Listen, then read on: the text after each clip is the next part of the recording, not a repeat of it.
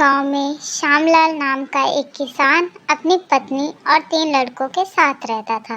श्यामलाल खेतों में मेहनत करके अपने परिवार का पेट पालता था, लेकिन उसके 3 लड़के आलसी थे, जो गांव में वैसे ही इधर-उधर घूमते रहते थे। एक दिन श्यामलाल ने अपनी पत्नी से कहा, अरे चंदा, मुझे तो इस बात की चिंता लगी रहती है कि अभी तो मैं खेतों में काम कर रहा हूँ, लेकिन मेरे बाद इन लड़कों का क्या होगा। इन्होंने तो कभी मेहनत भी नहीं करी है, ये तो कभी खेतों में भी नहीं गए हैं। आप चिंता मत कीजिए, ये भी धीरे धीरे काम करने लगेंगे। समय बीतता गया और श्यामलाल के लड़के कोई काम नहीं करते थे। एक बार श्यामलाल बहुत बीमार पड़ गया और वह काफी दिनों तक बीमार ही रहा। उसने अपनी पत्नी से कहा, अरे चंदा, जरा तीनों लड़कों को बुला कर ले आओ, मुझे उनसे कुछ जरूरी बात करनी है। जी, अभी बुला कर लाती हूँ। फिर चंदा तीनों लड़कों को बुलाती है। अरे सुनो बेटा, तुम्हारे पिताजी तुम्हें बुला रहे हैं। जी माँ जी, चलिए।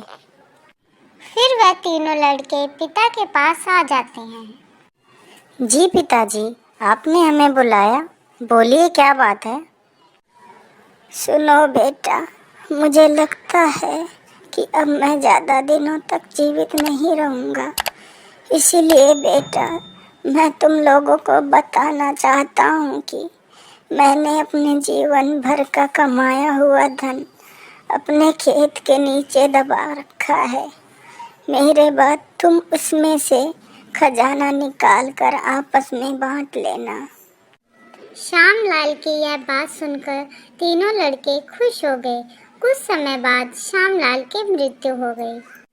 श्यामलाल की मृत्यु के कुछ दिनों बाद उसके लड़के खेत में दबा खजाना निकालने गए।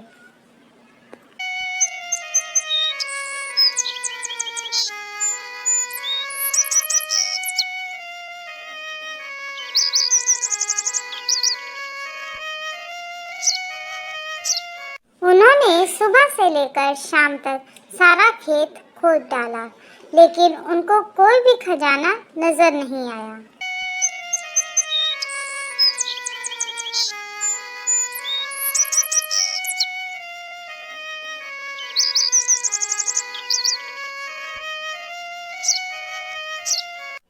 लड़के घर आकर माँ से बोलते हैं, माँ, पिताजी ने हमसे झूठ बोला था, उस खेत में हमें कोई खजाना नहीं मिला।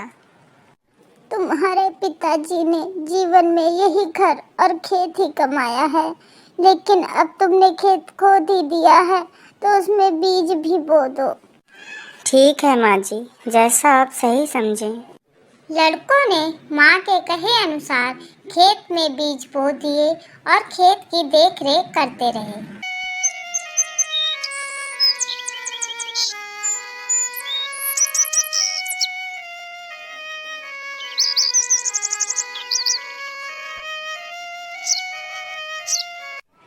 कुछ समय बाद उनके खेत में बहुत अच्छी फसल तैयार हुई।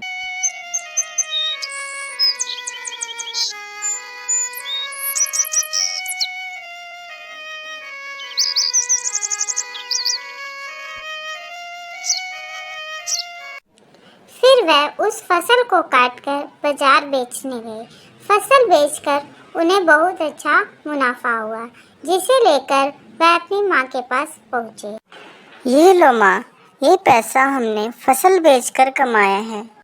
लड़कों की यह बात सुनकर चंदा बहुत खुश हो जाती है और कहती है, तुम्हारी मेहनत ही असली खजाना है, यही तुम्हारे पिताजी तुम्हें समझाना चाहते थे। इस कहानी से हमें यह शिक्षा मिलती है कि हमें आलस त्याग कर मेहनत करना चाहिए।